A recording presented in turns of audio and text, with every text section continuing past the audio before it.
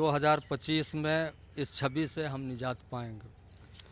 आप भरोसा करिए, हम कोशिश कर रहे हैं और यकीन मानिए कि कोशिश इस बार कामयाब होगा। हम पहले से भी कोशिश करते रहे, हम लगातार 2005 से इस चीज़ के प्रबल विरोधी रहे हैं और दुनिया जानती है कि इस तरह के तत्वों से मोकामा को बचाया जाए।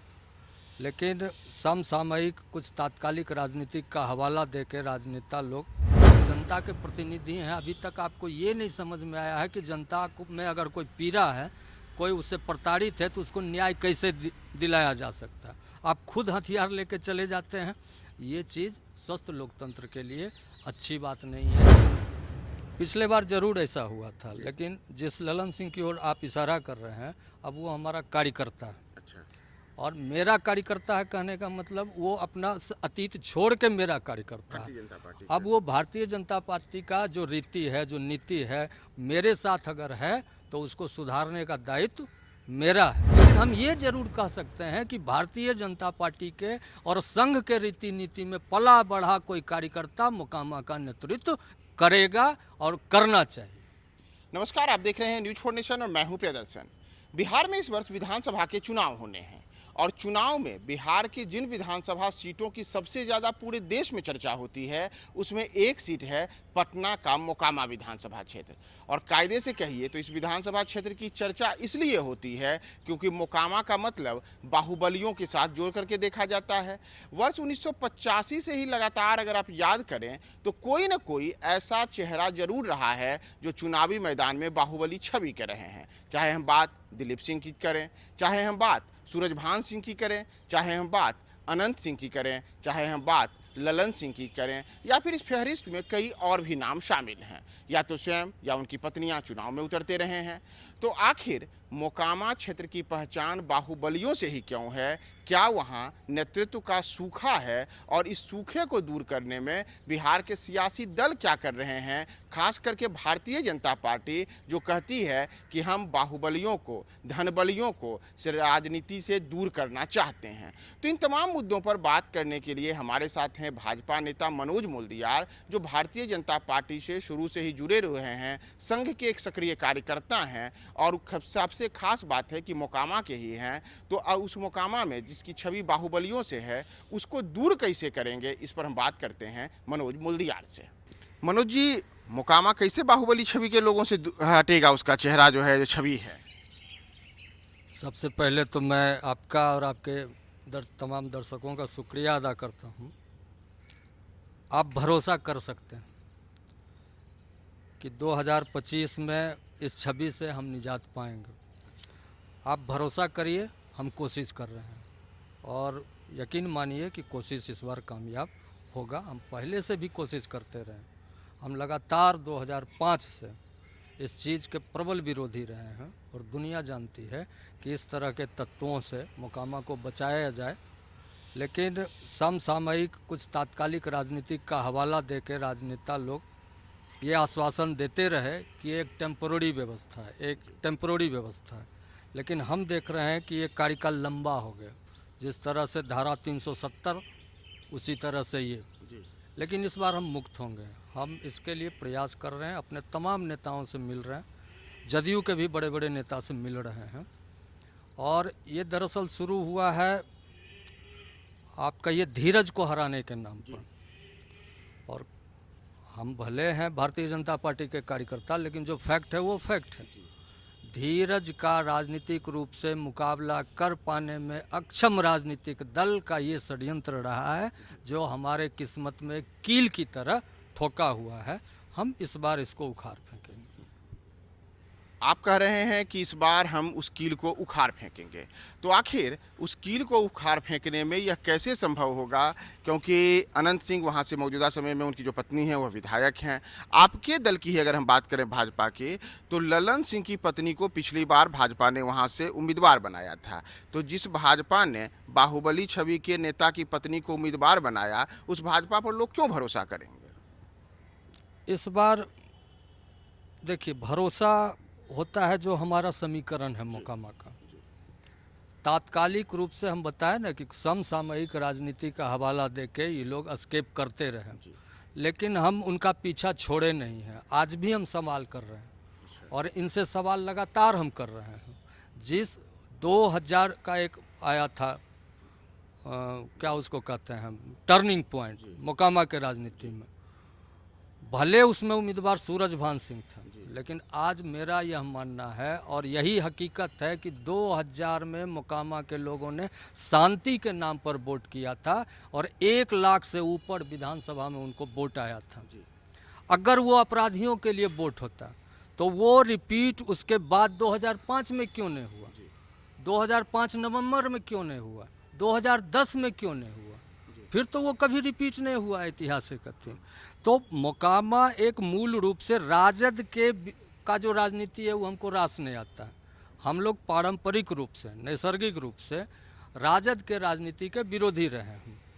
कभी कभी उसके विरोध के कारण जो रणनीति अपनाना पड़ा है उसके कारण ही गलती हुई है, चाहे मेरे दल से हो चाहे जदयू से हो, और जिसका खामियाजा जदयू को लगातार उठाना पड़ रहा है। लगातार 2015 से वो चुनाव हार रही है मोकामा में। एक सेकंड, आप कह रहे हैं कि 2015 से चुनाव हार रही है। सबसे बड़ी बात तो ये है ना कि उस सीट पर जदयू का ही दावा है, चाहे 2005 का विधानसभा चुनाव देखें, 2010 का विधानसभा चुनाव देखें, बाद के 15 विधानसभा चुनाव हो, 2020 का विधानसभा चुनाव हो, तो लगातार इन चुनावों में जनता दल यूनाइटेड के प्रत्याशी रहे हैं और न केवल विधानसभा बल्कि लोकसभा में भी। और सबसे बड़ी हैरानी की बात है कि लोकसभा का भी जब चुनाव हुआ है तो अगर आप देखिएगा तो ललन सिंह के खिलाफ चुनाव में कौन उतरती हैं, तो सूरजभान की पत्नी वीणा देवी। ललन सिंह के खिलाफ चुनाव में कौन उतरते हैं, तो अनंत सिंह की पत्नी नीलम देवी। ललन सिंह के खिलाफ चुनाव में कौन उतरती हैं, तो अशोक महतो की पत्नी अनीता देवी। ये सब लोग कौन हैं, ये सब बाहुबली छवि के नेता हैं। तो आखिर आपके दल, आपके गठबंधन ने जब बाहुबली छवि के नेताओं के साथ ही हाथ मिला रखा है, या फिर उस इलाके में राजनीतिक दल वैसे ही लोगों को नेता प्रतिनिधि बना करके भेजना चाहते हैं, तो आप कैसे सफल होइएगा? आपने सही कहा है कि उस तरह के लोग का आप जिनका उल्लेख कर रहे थे वो निश्चित रूप से मेजर प्लेयर वहाँ रहे हैं जी।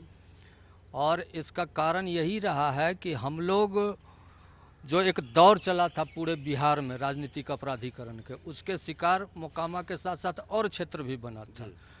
वो लोग खुशकिस्मत हैं कि वहाँ नेतृत्व दूसरे ढंग से उभरा और उसका समन हो गया। मेरा नंबर थोड़ा पीछे आ रहा है, हम देर जरूर आएंगे लेकिन दुरुस्त आएंगे। इस बार निश्चित आप मानिए कि इस बार वो हटेगा। अब आप पूछिए कि क्यों हटेगा इस बार का जो समीकरण है सर, 22 के अंदर जो चुनाव हुआ था उसमें लगभग 63,000 वोट भारतीय जनता पार्टी के उम्मीदवार को आया था। ठीक है।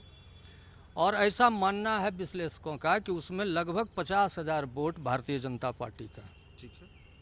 इधर जब बात कीजिए तो भले अनंत सिंह के लिस्ट में आपको 80,000 79,000 वोट दिखेगा, लेकिन उसमें राजद का भी तो वोट है, उसमें जदयू का भी तो वोट है।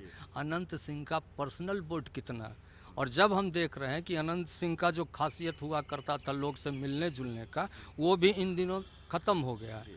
और जिस तरह का वो हरकत करते हैं, आप जनता के प्रतिनिधि हैं, अभी तक आपको ये नहीं समझ में आया है कि जनता में अगर कोई पीड़ा है, कोई उससे प्रताड़ित है, तो उसको न्याय कैसे दिलाया जा सकता है। आप खुद हथियार लेके चले जाते हैं।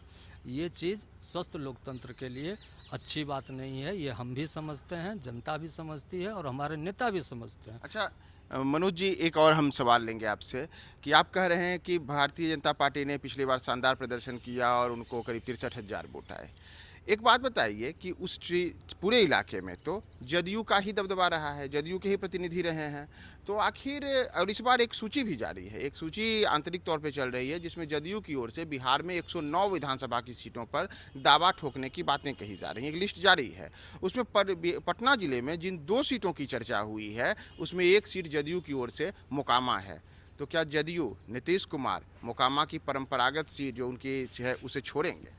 नीतीश कुमार से भी हम मिलेंगे और बात करेंगे, अपने तरफ से अपनी बात रखने की कोशिश करेंगे कि सर आप ये तो देखिए कि आप 15 में हारे, 20 में हारे और 22 में तो ये स्थिति हो गई आपकी कि आप अपना उम्मीदवार भी नहीं उतारे, राजद के लिए ये सीट छोड़ दिए। तो एक सवाल तो बनता है ना कि जब आप राजद के साथ जाते हैं तो ये सीट आप राजद को गिफ्ट कर देते हैं, राजद के साथ जाने, राजद के साथ, और भारतीय जनता पार्टी के साथ आप आते हैं तो आपका दावा बन जाता है। कैसे दावा बन जाता है, जबकि वहाँ का जो समीकरण है वो जदयू का जो समीकरण वोट है उससे लगभग 3 गुना ज़्यादा भारतीय जनता पार्टी के समर्थक और उनके समीकरण का वोट है। आप 6 बार चुनाव हार के भी, ललन बाबू, हमको दुख के साथ कहना पड़ता है कि जब नीतीश कुमार चुनाव लड़ते थे तो बार से एक बार हारने के बावजूद भी मोकामा से हम लोग लीड कराते 2004 लोकसभा 2004 में। और ललन बाबू जैसा ताकतवर, अगर हम खोल के बोल रहे हैं तो जातिगत समीकरण भी नीतीश कुमार के जाति से मोकामा का नहीं मैच करता है, वो करता है तो ललन बाबू का। ये दुख की बात है कि ललन बाबू हमारे उम्मीदवार के रूप में मुंगेर से जीतते हैं और मोकामा से पिछड़ते हैं, 2 बार पिछड़ते हैं। या तो ललन बाबू हमसे पूछें कि इसका कारण क्या है तो हम बताएंगे, या वो बताएं कि क्यों पिछड़ते हैं। तो ये सब चीज़ आंकड़ा में है। आप लगातार 5-6 चुनाव में पीछे चले गए हैं, फिर किस आधार पर आप दावा करते हैं? अच्छा, एक और बात बताइए कि जो पूरा का पूरा इस बार चुनाव होने जा रहा है, बिहार विधानसभा चुनाव की जल्द ही घोषणा हो जाएगी, तो मोकामा में क्या भारतीय जनता पार्टी के पास कोई ऐसा नेता है जो उम्मीदवार के तौर पे उतर सकता है? पिछले उपचुनाव में तो हमने देखा था कि अचानक से आप लोग एक बोरो प्लेयर के रूप में ले आए थे। पिछले बार जरूर ऐसा हुआ था, लेकिन जिस ललन सिंह की ओर आप इशारा कर रहे हैं अब वो हमारा कार्यकर्ता है। अच्छा। और मेरा कार्यकर्ता है कहने का मतलब वो अपना अतीत छोड़ के मेरा कार्यकर्ता है। भारतीय जनता पार्टी अब वो भारतीय जनता पार्टी का जो रीति है, जो नीति है, मेरे साथ अगर है तो उसको सुधारने का दायित्व मेरा है। हम तो ललन सिंह इस बार भी कैंडिडेट होंगे भाजपा की ओर से? अब ये एग्जैक्ट देखिए, मैं एक कार्यकर्ता के तौर पर यह कह सकता हूं कि इस तरह के लोग उम्मीदवार के रूप में आने चाहिए, लेकिन कौन आने चाहिए, प्रियदर्शन आएगा कि मनोज मोल्दिया रहेगा, ये तय करना तो पार्टी का काम है। लेकिन हम ये जरूर कह सकते हैं कि भारतीय जनता पार्टी के और संघ के रीति नीति में पला बढ़ा कोई कार्यकर्ता मोकामा का नेतृत्व करेगा और करना चाहिए।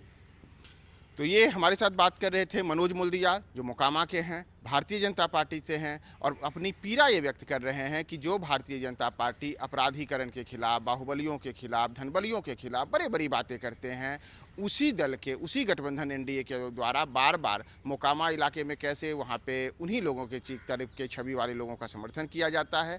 और इस बार इससे मुक्ति दिलाने के लिए एक तरीके से कहें तो इन्होंने प्रयास किया है, पहल किया है। इनकी पहल रंग लाएगी या फिर से पुराना इतिहास दोहराएगा?